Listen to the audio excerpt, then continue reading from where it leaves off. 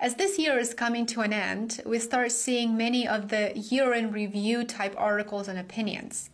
Earlier today, one of them, published by the Financial Times, caught my eye and I thought I would share it with you as it truly does put things in perspective.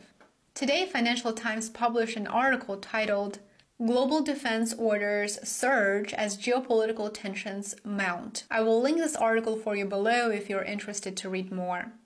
Of course, this is not a surprise to anyone that the military-industrial complex has been one of the top sectors that has generated significant returns recently. But it does help to see the numbers to understand just how much growth it has experienced these past 2 years and what to expect moving forward. According to the research that was performed by the Financial Times team, the order books of the world's biggest defense companies are near record highs after growing by more than 10% in just 2 years because of rising geopolitical tensions, including the conflict in Ukraine. As we've learned very well by now, war is business. It is big business. The Financial Times looked at the top 15 defense groups, including the top U.S. contractors, Britain's British Aerospace Systems, and South Korea's Hanwha. I hope that I pronounced that correctly. And so what it found was that as of the end of 2022, obviously we don't have a full year worth of financial data yet for 2023, but as of the end of 2022, the combined backlogs for the top 15 defense contractors in the world stood at nearly $778 billion, which was an increase of roughly 12% in a span of 2 years. This is, of course, in line with what we would expect. As government orders increase, production has been consistently ramping up. Because of this increased demand that is not expected to decline in the foreseeable future, we naturally started seeing investors rush to profit from the defense contractors. The defense sector has been one of the hottest, as a global benchmark is up 25% and European defense stocks index jumped by more than 50% over the past 12 months. Let's take a quick look at this excellent analysis that was shared by the Financial Times.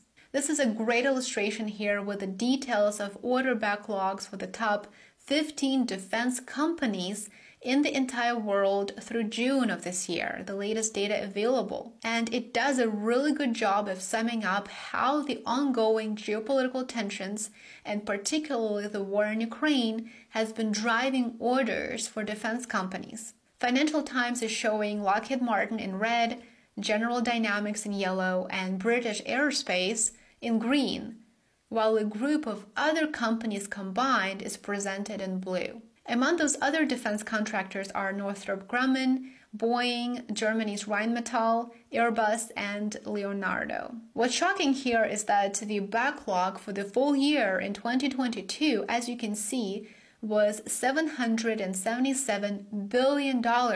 But next year, in 2023, the backlog for the first 6 months only was already $764 billion. That is a considerable increase year over year. The largest increases in production saw these other smaller companies that benefited tremendously. The top 3, Lockheed Martin, General Dynamics, and British Aerospace Systems, are showing increases as well, of course, but it is the growth of the defense sector as a whole that's truly striking.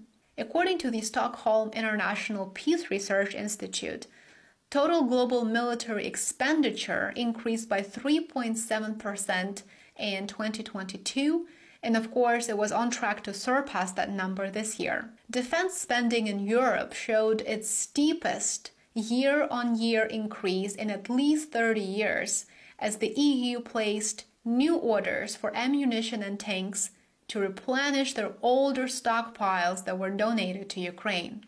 South Korea benefited the most thanks to these export orders, particularly the orders from Eastern European countries. It moved up the ranks of arms producers very quickly. In a matter of just 2 years, it jumped from the 31st place to become the world's 9th largest seller of arms last year. So it goes without saying that as these defense contractors ramped up production, as their backlogs saw exponential growth every single month, that's what drove the economies of the United Kingdom, where British Aerospace Systems operates, as well as the United States. Government spending, we've talked about this before, has been one of the main drivers of inflationary forces in the United States. The more money is injected into the economy, the less valuable it becomes. On top of printing cash, spending billions on building weapons sustained the economies of these countries. While of course central banks were doing the exact opposite.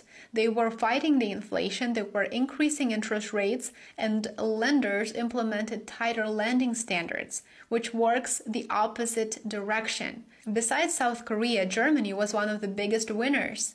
The Financial Times reports German tank maker Rheinmetall has been another beneficiary of higher spending in the wake of the war in Ukraine, with its order backlog rising from $14.8 billion in 2020 to nearly $30 billion in 2022. It doubled over a span of 2 years. Its backlog stood at $32.5 billion in June of 2023. If you've invested in defense stocks, you may have seen substantial gains too. This article says that since the war in Ukraine started, shares jumped. As you can see here on this illustration, the dark blue bar next to a company's name on the left is the percentage increase in their stock price. These massive backlogs worth hundreds of billions of dollars mean that the production has only recently started to ramp up. I don't want to go into what that means for us, as I'm sure many of us who are following these events, who are following the news, can right away tell precisely what it means and what the plan is. You don't really produce billions worth of anything if you're not planning to use it, right?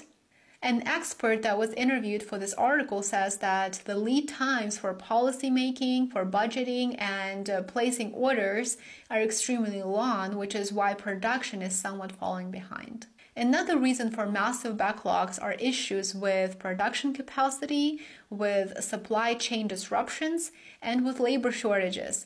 We know that for Rheinmetall, for example, in Germany, labor shortages are a significant problem. I will link this article for you below if you want to read it a bit more.